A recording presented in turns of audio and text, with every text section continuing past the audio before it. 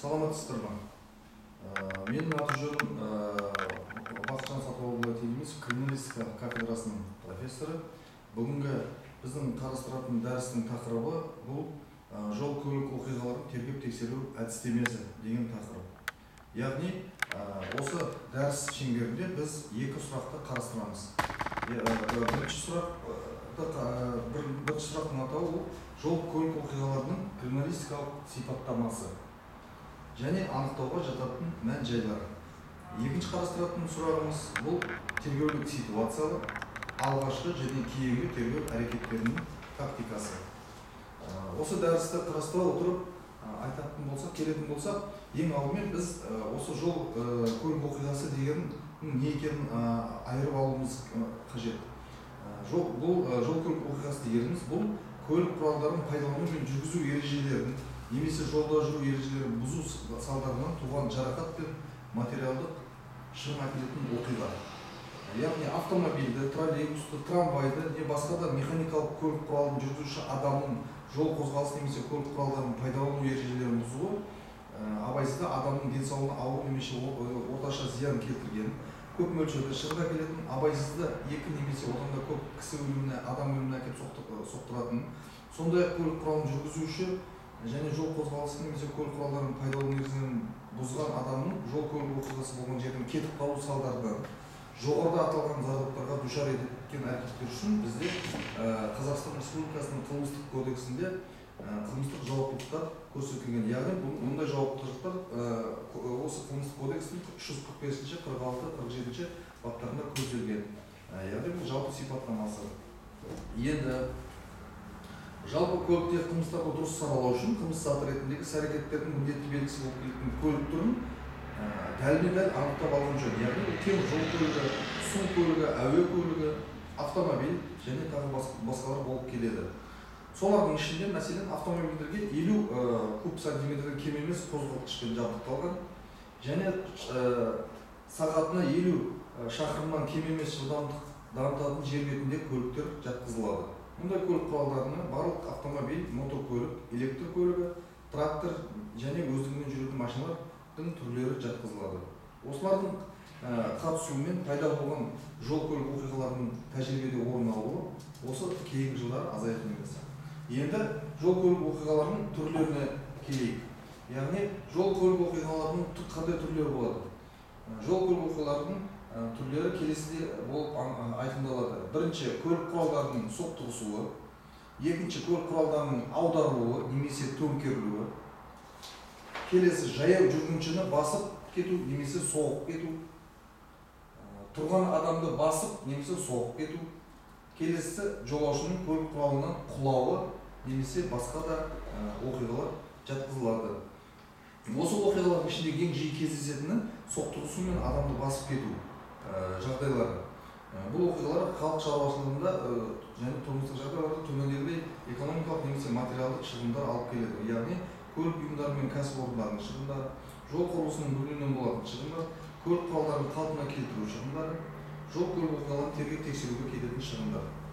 Біз осы дәрісте негізінен көліктердің соқтығысуы мен адам басып кетудің кейбір жағдайларын қарастырамыз. Жол көлік оқиғасы бойынша іс бойынша дәлелдеудің негізгі шарты бұл жол көлік оқиғасы механизмін толық айырып, ажырата білу болып саналады. Нақтырақ айтқанда, жол апатына криминалистикалық тұрғыдан қарау. Яғни көлікте жолда жарақат алған адамда қандай із қалды, апат қандай жағдайда туындады. Осы мәселелерді қарастыруымыз керек. Жол көлік оқиғасын болдырмау үшін жүргізуші қандай шара қолданды? Міне осының бәрі жол көлік оқиғасы механизміне жатқызылады. Мысалға алатын болсақ, екі көлік құралының қозғалысының көп жеріндегі жол қиылысындағы соқтығысын қарастыратын болсақ, ол төмендегідей байқалады. Яғни бірінші, бір-біріне қарама-қарсы автомобиль мен мотоцикл келе жатыр. Оның біреуі негізгі жолда, екіншісі қосылатын жолда келеді. Біреуі екіншісі қойылған жол белгісіне сәйкес өткізіп жіберуге тиіс. Белгісіз себептермен мотоцикл тоқтамай келе жатыр. Екіншісі, яғни автомобиль негізгі жолда болғасын тоқтамай келе жатыр. Нәтижесінде екеуі де соқтығысып барып тоқтайды. Сотқа дейінгі тергеп тексеруді жүзеге асыратын адамның міндеті жол бойында бөлінген көлік құралында, жолдың бетінде, сол сияқты басқа да объектілерде және оқиғаның көзімен көрген куә адамдардың айтуынша жол көлік оқиғасы орнында қандай із, белгі, таңба, қандай көрініс болды, соны анықтау. Яғни жол көлік оқиғасының механизмін белгілеу болып табылады. Механизм белгілеу дегеніміз не? Яғни бұл механизм белгілеу дегеніміз бұл жол оқиғасы қашан басталды, қанша уақытқа созылды, қашан аяқталды, оның болуына не себеп болды, соны анықтауды айтамыз. Келесі жол көлік механизмін белгілеу. Яғни бұл бірнеше тергеу әрекеттерін жүргізу жолымен жүзеге асырылады. Жол көлік оқиғасына қатысушылар қандай көлік құралы, қай жерден, жүргізушісі кім, оның жас шамасы сияқты басқа да қажетті мәліметтер. Келесі жол көлік оқиғасы орын алған жер және уақыты. Мұнда жол, көше, елді мекен, аумақ, ауа райы және көзбен көрген немесе куәлардың айтуы бойынша мән-жайлардың барлығы ескеріледі. Келесі кімнің зақым шеккені белгіленеді. Яғни жолаушылар мен жүргізушілердің саны және олар қандай жарақаттар алды. Келесі кінәлі кім? Яғни жүргізушінің екеуі, көлік құралының ақауымен жолға шыққан адамның қызметі мен жұмыс орны.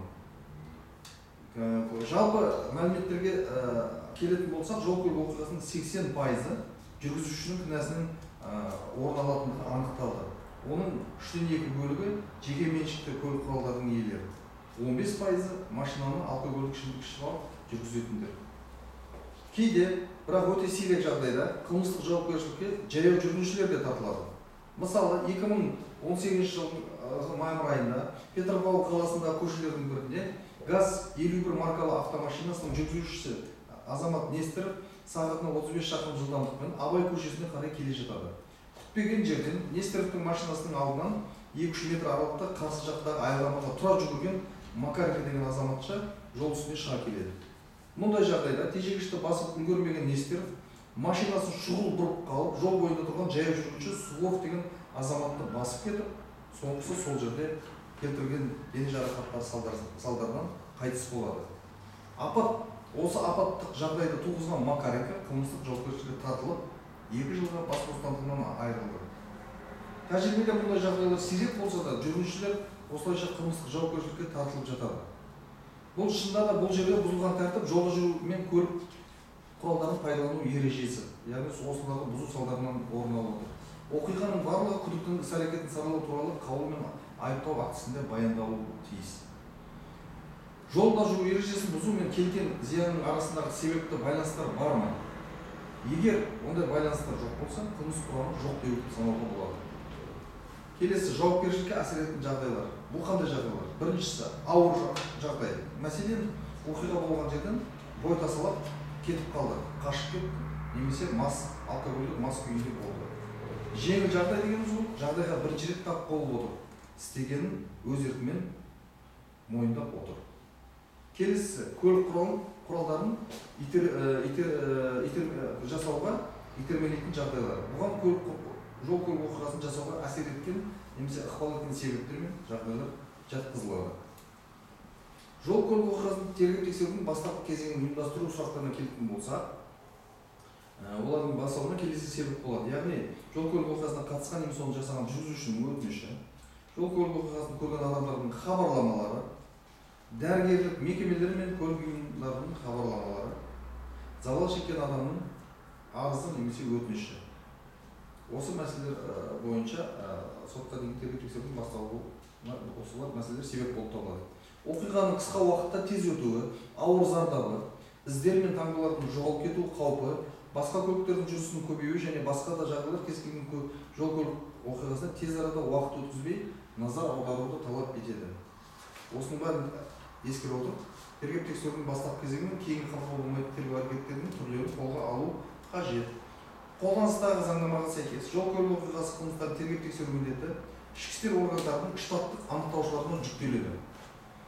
Жол көлік оқиғалық жағдайларында ең бірінші келесілер қажет. Яғни анықтаушылардың анықтау жұмысына шығуына мүлтіксіз әзірлігі, жол көлік оқиғасын тергеп тексеру басқармасын ұйымдастыру, яғни анықтаушылардың анықтау жұмысына шығудың мүлтіксіз әзірлігі, яғни даяр болуы.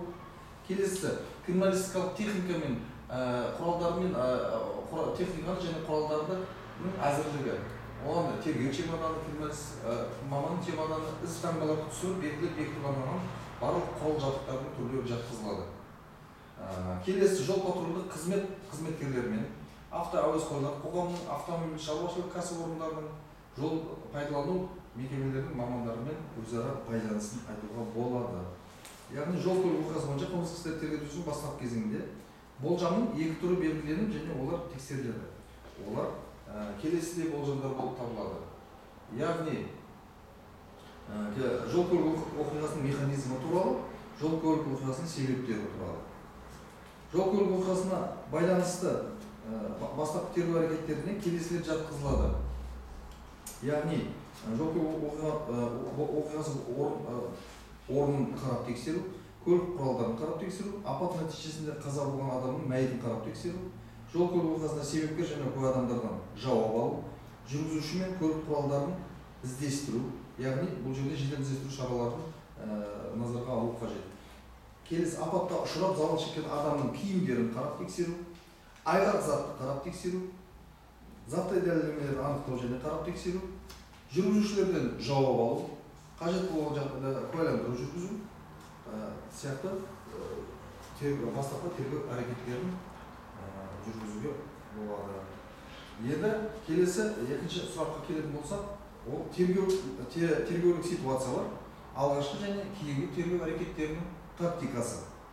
Жоғарыда аталған шараларды жүргізудің реті мен түрі жол көлік оқиғасын тергеп тексерудің бастапқы кезеңінде туындаған тергеу ситуацияларына байланысты болады.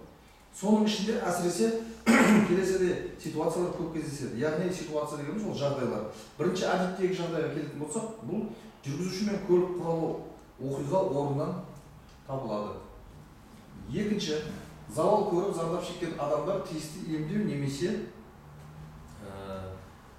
көмек көрсететін орындарға жеткізіледі. Жол көлік оқиғасы кезінде қаза болған адамның денесі сол жерде болады немесе мәйітханада жеткізіледі. Келесіде сот медициналық сараптама жүргізу мақсатында. Осы бірінші әдеттегі жағдайды шешу бойынша ұсынатын бағдарламаны қарастырады. Яғни ол бірінші жол көлік оқиғасы орнын қарап тексеруді ұйымдастыру. Екінші, полиция қызметкерлеріне оқиғаны көргендерді іздестіру жөнінде тиісті тапсырмалар немесе нұсқау беру. Үшінші, полиция қызметкерлері арқылы немесе өз емдеу орындары мен дәрігерлік мекеме қызметкерлеріне зардап шеккен адамның киімдерін сақтауға және оның маңына бөтен ешкімді жақындатпау жөнінде тапсырма беру. Төртінші, оқиға орнын қарап тексергеннен кейін жүргізушіні тексеру орнына жіберу. Бесінші, кешіктірмей тез арада оқиғаны көзімен көргендерден немесе куәлерден жауап алу. Алтыншы, кешіктірмей тез арада жол көлік оқиғасын жасаған жүргізушіден жауап алу. Жетінші, қаза тапқан немесе жарақат алған адамды сот медициналық сараптамаға жолдау. Яғни бұл жерде мәйітті қарап тексеру кезінде анықтаушы міндетті түрде қатысып, оның киімдерін тексеру тиіс. Келесі сегізінші және соңғысы, сегізіншісі ауру туралы анықтамамен айнаға, яғни рентгенге түскен қағаздарын алу қажет. Екінші әдеттегі жағдайға келетін болса, бұл екінші әдеттегі жағдай, яғни жүргізуші көлік құралымен жол көлік оқиғасы болған жерден қашып, ізін жасырмақ болған жағдайда келесідей шаралар жүргізіледі.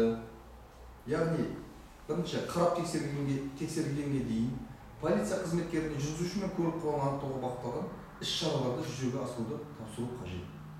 Екінші, қарап тексеру кезінде, барысында, әсіресе мына келесідей мәселелерге баса назар аудару керек. Яғни, оларға көлік құралының белгілерін, яғни болуын, жанар жағармайын, көлік құралының қалып қойған сынықтарын, заттай дәлелдеме үшін анықтамаларды, көлік құралының типін, маркасын анықтау қажет.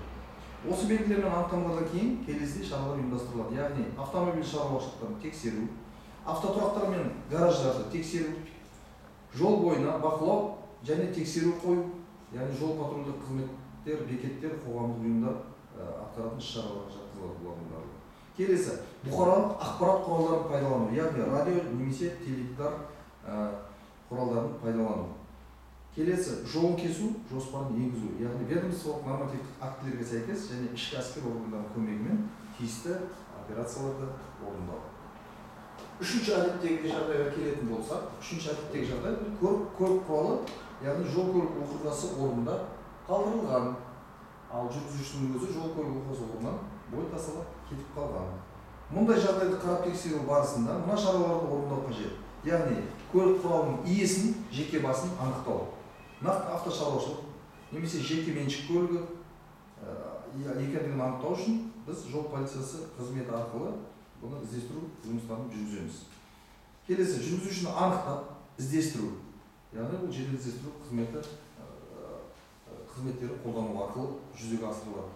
Келесі, көлік құралының салонын, кабинасын мұқият тексеру, әсіресе рөл колонкасын, отырғышын, аяқ астындағы төсенішін, есігін, приборлар мен аспаптар панелін, яғни сол жерде қалдырылған қолдың, қанның іздері немесе басқа да іздерді анықтап тексеру қажет. Және құжаттарына да назар аудару қажет. Басқа да тергеу әрекеттері жүргізіледі, бірақ олардың бағыты жоғарыда айтылмаған бағдарламадан шығып кетпеуі тиіс. Жүргізуші өзін қорғап қалу үшін көлігінде біреу айдап әкетті деген сылтау айтуы мүмкін. Мұндай жағдайда мұқият тексеру жүргізіліп, көлікті екінші рет қайта қарап тексеру жүзеге асырылады, яғни қайталама қарап тексеру жүзеге асырылады. Егер жүргізушінің айтқаны сылтау емес рас болып шықса, қылмысты іздестіру аппаратының күшімен жедел іздестіру, сондай-ақ ашылмаған қылмыстарды бөгей тұру шаралары жүргізіледі. Жол көлік оқиғасы орнына ең бірінші болып жол полициясы қызметкерлері, анықтаушылар келуі тиіс. Осыдан кейін келесі іс-әрекеттер жүргізілуі қажет. Яғни оқиға орнын қарап тексеру, хаттамасын толтыру арқылы бекіту шаралары жүргізіледі. Келесі, тергеп тексеру жүргізудің алдын ала жасалған жобалары мен жоспарлары, көлік құралын қарап тексеру хаттамасын толтыру қажет. Жүргізушіні куәландыру актісі жүзеге асырылуы қажет. Жүргізушіден жауап алу, тергеу әрекеті жүргізілуі қажет. Жол көлік оқиғасының себепкер және куә адамдардан жауап алу жүргізу қажет. Келесі, жол көлік оқиғасы бойынша анықтама толтыру. Мұндай құжаттар әдетте ұзақ уақыттан кейін түседі. Оған дейін қарап тексеру нәтижесі, зардап шеккен адам мен куәлардың берген мәліметтері сыртқа, яғни басқаларға белгілі болып қалып, жол көлік оқиғасы туралы арқылы кері пікірлер туындауы мүмкін. Бұндай жағдайда анықтаушы не істеуі керек? Яғни ол түскен материалдарға мұқият талдау жасап, тексеру керек. Оқиға орнын, көлік құралын қарап тексеру нәтижесінде баға беру керек. Яғни оның дәрежесі, толықтылығы, объективтілігі. Келесі, куә мен зардап шеккен адамның берген айғақтардың немесе мәліметтердің толықтығы мен шындығына баға беру керек. Сотқа дейінгі тергеп тексерудің басталуына негіз бар ма? Яғни зардап шегушінің жарақатын, материалдық шығынның көлемін, көлік құралының бүлінуін анықтау қажет. Егер негіз және себептер болса, қылмыстың ізін суытпай, сотқа дейінгі тергеп тексеруді басталу қажет. Жоғарыда айтылғандармен бірге келесідей тергеу әрекеттері жүргізіледі. Яғни арнайы мамандармен жүргізушіні қатыстыра отырып оқиға орнын және көлік құралын қосымша қарап тексеру. Жол көлік оқиғасына мүлдем қатысы жоқ, бірақ шындықты айтатын куәдан жауап алу. Келесі, зардап шегушіден жауап алу, жүргізушіден жауап алу. Қажет болған жағдайларда тергеу экспериментін өткізу. Осындай шараларды тиянақты жүргізіп, қарап тексеру мен жауап алу хаттамасы жазғаннан кейін ғана автотехникалық сараптама жүргізуге болады. Адам қазасына әкеліп соқтырған немесе ауыр жарақатты, шығыны көп жол апаттарында келесідей шараларды міндетті түрде жүргізген дұрыс деп есептеледі. Яғни тергеп тексеруге анықтаушының өзі бас болып, келесілерді қарастырған дұрыс. Біріншісі жол полициясы қызметкері, криминалист маман, сот медициналық дәрігер және автотехникалық мамандар. Жол көлік оқиғасы жөніндегі іс бойынша тергеу әрекеттерінің кейбір әдістерін қарастырайық. Яғни сотқа дейінгі тергеу тексеру басталғанға дейінгі жүргізілген тергеу әрекеттерінің ең пайдалысы мен міндеттісі бұл жол көлік оқиғасы болған жерді қарап тексеру. Бұл кезде келесідей мән-жайларды анықтау қажет. Яғни жол көлік оқиғасы орны, елді мекен, көше, жол учаскесі. Келесі, жол көлік оқиғасы болған уақыт. Келесі жол көлік оқиғасының түрі, яғни басып кету, соқтығысу, аударылу және тағы басқалар. Келесі жол үстіндегі көрініс жағдайы. Жүргізуші жол үстіндегі алдынан ештеңе көрінбеді деуі мүмкін.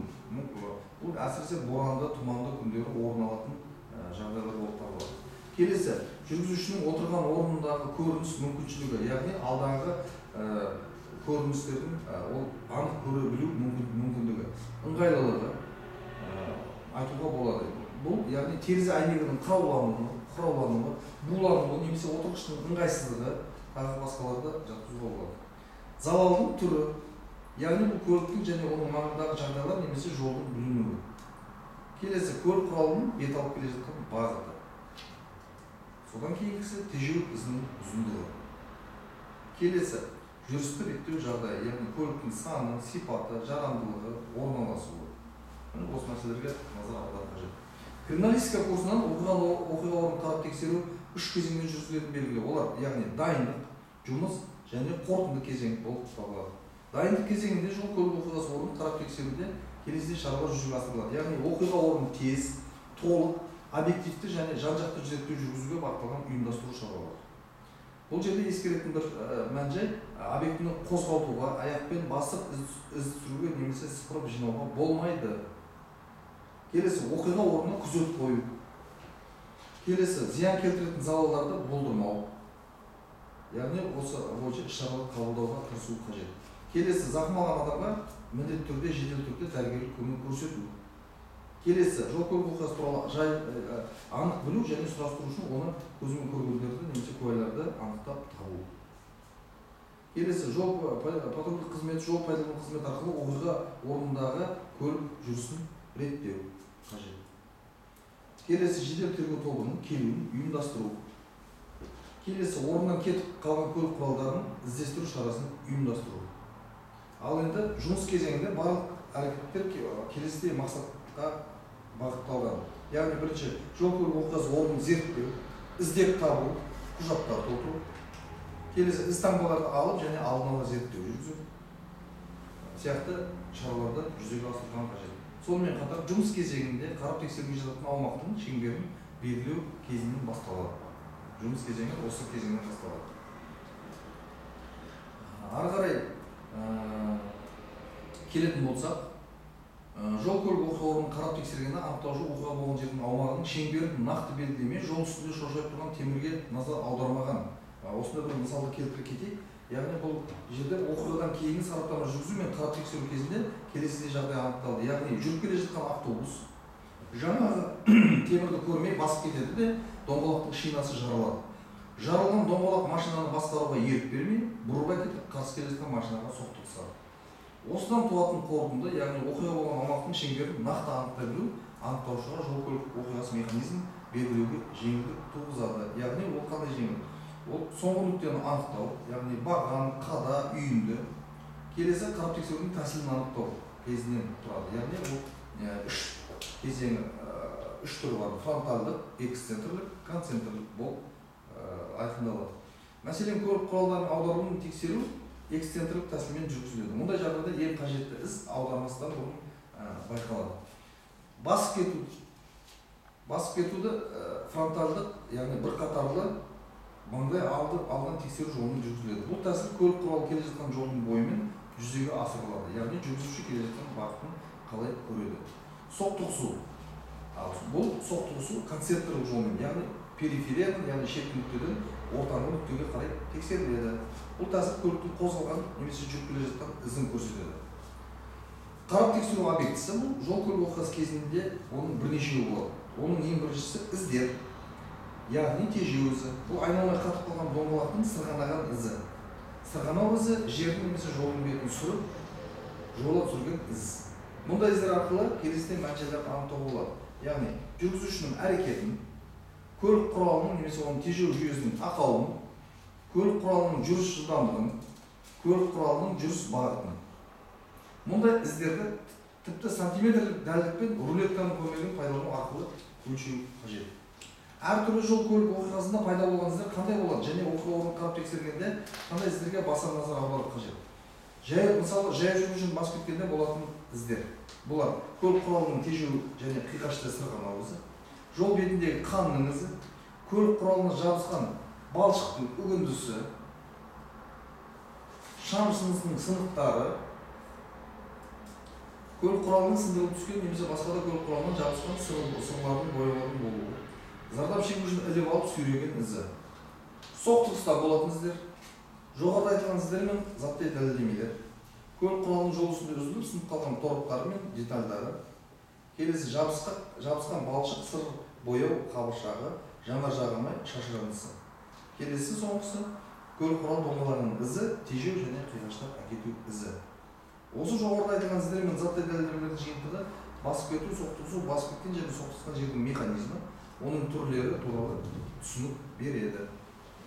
Бұдан кейінгі маңызды тергеу әрекеттері көлік құралын тарап тексерудің яғни үлкен маңызы бар екендігін көрсетеді. Көбінесе мұны анықтаушылар жол полициясы қызметкерлеріне тапсырады. Көлік құралдарының ақауын білу істің алға басуына көп көмегін тигізеді. Сондықтан да көлік құралын анықтаушының өзі мұқият қарап тексерген дұрыс деп саналады. Көлік құралын тексерудің өткізу көбінесе жол көлік оқиғасы болған жерде жүзеге асырылады. Кейде оны апат болған жерден шығарып та тексереді. Яғни қарап тексеруді тиянақты жүргізу мақсатында сырттан тыс шығарып тексеруіне де рұқсат етіледі. Қарап тексеру барысында мыналар ескеріледі. Яғни қарап тексеруге жататын барлық объектілер сияқты доңғалақтың дәл ортасынан немесе көлік құралының шетінен айналасындағы көзге көрнекті қозғалмайтын заттарды бағдарға алып екеуінің арасын өлшеу қажет. Басқа көлік құралымен немесе адаммен соқтығысқан ізін білу үшін көліктің алдыңғы жағын мұқият қарап шығу қажет. Қарап тексеру кезінде келесілерге назар аударып байқау керек. Яғни майысқан немесе сызылған жеріне, негізгі немесе габариттік шамдардың сынығы мен жарылған жеріне, келесі қанның, мидың, басқа да заттардың шашырандысы мен дақтары, келесі үзілген, қиылып қалған шаш пен жүннің талшықтары, келесі мата, шүбірек қиылысы мен суыртпақ жіп үзінділері, келесі зардап шеккен адам қолының саусақтарының іздері, келесі басқа көлік құралының сыр немесе бояуының қабыршақтары. Осының барлығы өзара жанасу фактісімен анықтауға болады. Мұнан кейін осындай мақсатпен көлік құралының және оң және сол жақ жандары беттері қаралады. Яғни рөл бұрып басқару агрегаты мұқият тексеріледі. Жүріс қозғалыс бөлігі, яғни доңғалақ, тежеу жүйесі, резина жағдайы, тозуы және басқа да ақауларын айтуға болады бұл жерде. Кейде мұндай ақауларды эстакадаға шығарып тексеруге болады. Егер көлік құралын іздеу салғаннан кейін тапқан болса, онда көлік құралының маңына басқа адамды жолатпау қажет. Көлік құралының жанында болған жерін ерекше қарап шығу керек. Жаңадан ауыстырылған қосалқы бөлшектерін мұқият қарау керек. Қанның, мидың және басқа да қоймалы және сұйық заттардың тағын жуып мүлдем кетіру мүмкін емес. Сондықтан зардап шеккен адамның көлікпен жанасқан жерін тексеру қажет. Егер жүргізуші автомашинамды басқа біреу айдап әкетті, немесе жол көлік апатын сол жасады деген сылтау айтатын болса, көлік құралының кабинасын, яғни салонын аса мұқият және сақтықпен қарап шыққан жөн. Яғни бұл жерде біз неге назар аударамыз? Бұл жерде біз рөлдің колонкасын, аспаптар панеліне, есік, отырғыштар, төсеніш, басқару педальдары ерекше назарға алынады. Салонды қарап тексергенде неге баса назар аудару қажет? Яғни салонды қарап тексергенде бос шөлмек немесе және басқа да заттар бар ма? Темекі тұқылы, саусақ іздері, микрообъектілер, яғни оларға қан, шаш, сыдырылған тері, шүберек, оларды алу үшін жабысқыш пленка қолданылады. Осы мәселелерге назар аударған жөн. Келесі құжаттар мен басқа да қағаздар. Қарап тексеру нәтижесін тіркеу. Яғни жол көлік оқиғасы орнын және көлік құралын қарап тексерудің нәтижесі бойынша жасалатын негізгі құжат бұл қарап тексеру хаттамасы. Жол полициясы қызметінің бөліністері үшін арнаулы рұқсат етілген бланктер болады. Іс жүзінде жол көлік оқиғасы орнын қарап тексеру хаттамасымен бірге оқиғаны анықтап көрсететін көлемді сызба, сұлба немесе жоспарды қоса тіркеу қолға алынып жүр. Бұл үшін миллиметрлік қағаз және көлік құралы мен қаза болған адамның суреті бейнеленген штамптар қолданылады. Фотосуретке түсіру жағдайының бәрін айқын көрсетуге көп көмегін тигізеді, немесе бейне жазбаға түсіру. Доңғалақ резинасы бедерінің құймасын алуда істі ары қарай тергеп тексеру барысын жеңілдете түседі. кейінгі кездері жағдайдың көрінісінің бәрін айқын және түсінікті көрсету үшін бейнежазба да қолданылып жүр. Бұл өте қолайлы болып табылады. Яғни бейнежазбада барлығы өзінің бірізділігімен өзінің өте үлкен көмегін тигізеді. Мәйітті қарап тексеру дегеніміз оның яғни әдіс тәсілі ерекшеліктерін криминалистика сабағынан өздеріңіз білесіздер. Сондықтан жол-көлік оқиғасында ол қалай жүзеге асырылады, соны қарастырып өтейік. Кейбір жағдайларда қайталауға тура келіп отыр. Мысалы, қарап тексеруді кейінге қалдырмай жүргізу қажет. Екінші, қарап тексеруге бір міндетті түрде маман дәрігер қатысуы тиіс. Үшінші, міндетті түрде көлік құралының қандай қашықтығын немесе қалай, қай жерде тұрғанын немесе жатқанын көрсету қажет. Келесісі, денеге түскен жарақаттар мен мәйіттің қалай жатқанын көрсету қажет. Келесі, денеге түскен жарақаттың сипаттамасын толық және анық жазу қажет. Бұдан кейін мәйітте сот медициналық сараптама жүргізіледі. Мәйітті немесе ауыр жарақатталған адамның кім екенін білу үшін келесі шаралар жүргізу қажет. Яғни көлік құралымен жол бетіндегі іздерді тексеру, зардап шеккен адамның кім екенін білу үшін оның құжаттарын немесе басқа да заттарды байқау. Барлық іздер мен таңбаларды, зақым келген жерлердің жағдайын, сипатын және көлемін толық және анық жазу. Келесі, мәйіттің денесін, оның киімдерін, анықтаушының қолындағы техникалық криминалистикалық құрал-жабдықтарды пайдалана отырып тексеру қажет. Тексеру барысында, қарап тексеру барысында анықталған іздер мен таңба белгілер эксперимент пен жауап беруді тексергенде қажетті кездерде өте қажет болатынын естеріңізде сақтаған дұрыс. Зардап шегушіден және куәдан жауап алу. Яғни, әрбір жол-көлік оқиғасын сотқа дейінгі тергеп тексеруді жүзеге асыратын адам белгілі бір адамнан жауап алғанда оны ретімен жүргізу қажет. Ол келесілерге байланысты болады. Яғни, жол-көлік оқиғасының қандай жағдайда болуына байланысты. Келесі, оқиғаның түсінікті жағдайына, яғни жол-көлік оқиғасы механизміне байланысты. Келесі, оқиғаға қатысушылардың мінез-құлық әрекетіне байланысты. Келесі, жауап беріп отырған адамның мүддесіне байланысты болып келеді. Ерекше сақтайтын мынадай тәртіп пен ережелер болады. Яғни, жауап алу алдында тексеру материалдарын мұқият оқып, біліп, зерделеп алған жөн болып табылады. Яғни, бұл жерде берілген айғақтарды, сызба, сұлба жобаларды қызмет бабында тергеп тексеруді танысып алған дұрыс алдын ала. Келесі, көлемді сұлбаларды, схемаларды зақым шегуші мен куәдан жауап алудың ең бастысын жүргізгеннен кейін пайдалану қажет. Келесі, зақым шеккен адам, куә, жүргізуші бір-бірімен араласпайтындай, өзара келісіп қоймайтындай жағдай жасау қажет. Бұлардың бәрінен кешіктірмей, тез арада бір мезгілде жауап алған дұрыс болып саналады. Яғни, кешіктірсе, оқиғаның көбі ұмытылып қалуы мүмкін. Кәсібіне, істейтін қызметіне байланысты басып кетуден, қақтығыстан зардап шеккен адамнан жауап алудың өзінің ерекшеліктері болады. Яғни, жол-көлік оқиғасына дейін, жол-көлік оқиғасынан кейін және басқа жағдайларда. Мысалы, жүргізушіден жауап алу. Бірінші, жүргізушіден жауапты жол-көлік оқиғасынан кейін бірден кешіктірмей алу қажет. Одан кейін де кейбір жағдайларда бірнеше мәрте жауаптар алына береді. Екінші, жүргізушіден жауап алуды зардап шегуші мен куәдан жауап алғаннан кейін де сот дәрігердің анықтамадан кейін де алуға болады. Үшінші, жүргізушінің жол-көлік оқиғасынан кейінгі іс-әрекетін, қылығын, мінез-құлқын қадағалау қажет. Төртінші, жүргізуші сөзді қашанда өзінің пайдасына бұрмалайтынын ескеру қажет. Бесінші, жүргізушінің кінәсі сөзсіз болады, бірақ бәрі байқамағандықтан, сақтықты ұстамағандықтан, кейде өзін шектен тыс сенімді санағандықтан орын алуы мүмкін. Келесі, жүргізушінің көңіл күйі төмен, ұнжырғасы түскен болатын естен шығармау қажет. Яғни адамды басып кету, немесе қағып кету, өлтіру, әлде жарақаттау бұл оңай шаруа емес. Яғни бұл қайғылы жағдай болып саналады. Сондықтан оған тергеп тексерудің шындыққа жүгініп, әділ жүргізілетінін, оқиғаның бүге шегесін жасырмай айтуы, өзінің пайдасына шешілетінін түсіндіру қажет. Жүргізушіден жауап алғанда келесі ерекшеліктерге баса назар аудару қажет. Яғни, басып кетті ме, қағып кетті ме, немесе соқтығысып қалды ма, мас күйінде болды ма, оқиға орнынан қашып кетті ме, кәсіпқой немесе әуесқой жүргізуші ме.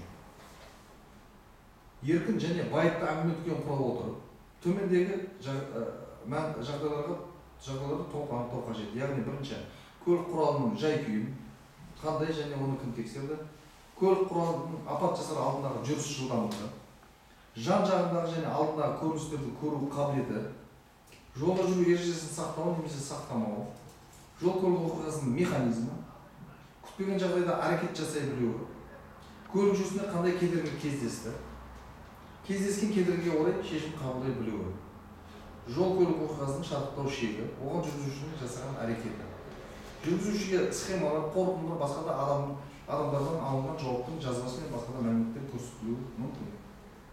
Жүргізушіден өз қолымен оқиғаның сызбасын сызып беру талап етіледі. Өйткені оның сызбасында көрсетілген мән-жайлар сот автотехникалық сараптама жүргізуге негіз болып табылады. Жол көлік оқиғасын тергеп-тексеруді білгірлікпен, аса кәсібилікпен жүргізудің мәні өте зор. Әрбір тергеп-тексеру жұмысының өз ерекшеліктері болады. Сондықтан әр нәрсенің байыбына, анық-қанығына жетіп, әртүрлі жағдайда әдіс-тәсілдік тәжірибені қолдана білген дұрыс. Кейбір жағдайда оқиға орнын қарап тексеру маман автотехникті, маман трассологты, медициналық дәрігерді қатыстыру арқылы жүргізілсе, онда бұл өз кезегінде оң нәтиже береді, сөзсіз. Әсіресе мұның тиімділігі келесіде сараптама тағайындау және жүргізуде мейлінше жоғары болады. Енді біз жол көлік оқиға фактілері бойынша жүргізілетін зерттеу мен тағайындаудың сараптама түрлеріне келейік. Яғни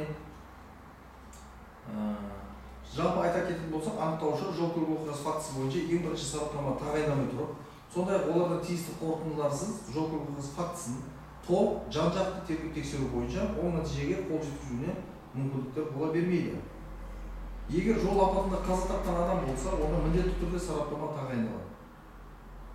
Қазақстан Республикасының қылмыстық процестік кодексі өлімнің, ауыр жарақаттың болу себептерін анықтау үшін сот-медициналық сараптама жүргізуді міндетті түрде талап етеді. Дегенмен жол көлік оқиғасын тергеп-тексеруде ең бірінші жасалатын сот автотехникалық сараптама инженерлік көліктік сараптама класының ең кең тараған түрі болып саналады. Көлік құралының техникалық жай-күйіне диагностикалық зерттеу жүргізу. Ол қандай міндеттерді шешеді? Оның шешетін міндеттері бірінші жол қауіпсіздігі мен көлікті пайдалану техникалық нормалар мен басқа да талаптарына сәйкес көлік құралының жай-күйін анықтау. Екінші, ақаудың пайда болу себептері мен уақытын анықтау. Үшінші, ақау пайда болғаннан кейінгі жүргізушінің жасаған әрекетін анықтау. Келесі, ақаудың жол көлік оқиғасының бастапқы кезі мен шарттау шегіне әсер ету дәрежесін анықтау. Келесі, көлік құралының техникалық ақауы мен жол көлік оқиғасының арасындағы себепті байланыстарды анықтау. Жол көлік оқиғасын болдырмаудың техникалық мүмкіндіктерін анықтау және техникалық ақауды дер кезінде байқау. Екінші сараптама бұл химия металлографиялық диагностикалық зерттеу жүргізу. Яғни бұл детальдің немесе тораптың сынып ақауларына сипаттама беру. Соққы, ескі немесе ақаулы болу. Келесі, металдың сапасына немесе ақауына металлографиялық анықтама беру. Келесі, металдың тот басып коррозияға ұшырауын анықтау. Көптемдер немесе біртіндеп ұшырауы. Келесі, металдың мемлекеттік стандартқа сәйкестігін анықтау. Одан кейін сараптама туры жол көлік оқиғасының әртүрлі механизміне зерттеулер жүргізу. Яғни соқтығысқанда келесілерді анықтау қажет. Жол көлік оқиғасының шарттау процесін зерттеу. Соқтығысқанға дейінгі тежеу және бүліну іздері бойынша жүріс жылдамдығын анықтау. Бұл жерде оқиға орнын қарап тексеру мәліметтері міндетті түрде қажет болады. Келесі, жүргізушінің жол көлік оқиғасын болдырмау мүмкіндігін анықтау. Келесісі, соңғысы белгілі бір уақыт аралығындағы көлік құралының тежеу және тоқтау ізінің қашықтығын анықтау. Адамды басып кеткен жағдайларда келесі мән-жайларды анықтау қажет. Яғни көлік құралы мен жаяу жүргіншінің жол апатына дейінгі қозғалысының траекториясы мен сипаттамасы. Келесі, көлік құралының майысқан бүлінген жерлері арқылы және жүргіншінің құлаған немесе ұшып барып түскен жері арқылы көлік құралының жүріс жылдамдығын анықтау. Келесі, жол көлік оқиғасын болдырмаудың техникалық және басқа да мүмкіндіктерін анықтау. Сараптаманың келесі түрі трассологиялық сараптама.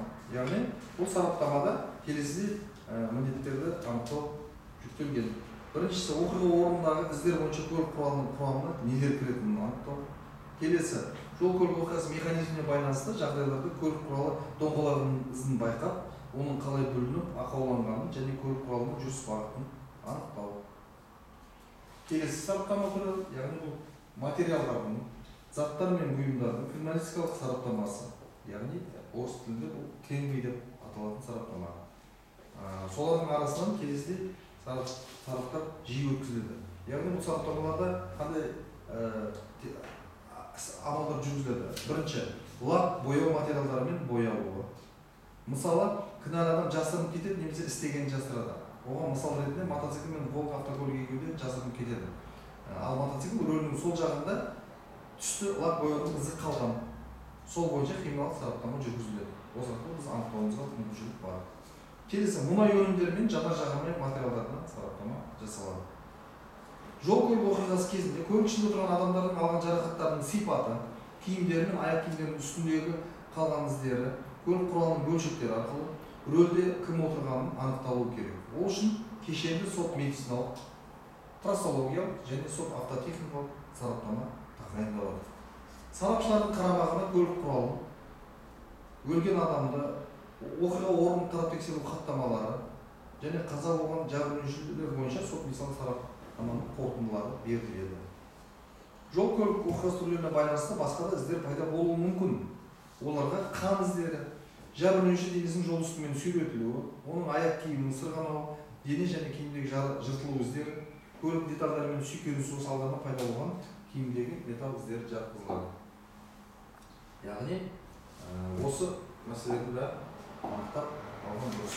Міне осылайша бүгінгі бізді қарастырған тақырыбымыз осы жол көлік оқиғаларын тергеп тексеру әдістемесі бойынша дәрісті біздің негізі қарастырып өткен сұрақтарымыздың жалпы мазмұны осылайша болып келеді. Назар қойып тыңдағандарыңызға рахмет. Сұрақтарыңыз болса жауап беруге дайынмын.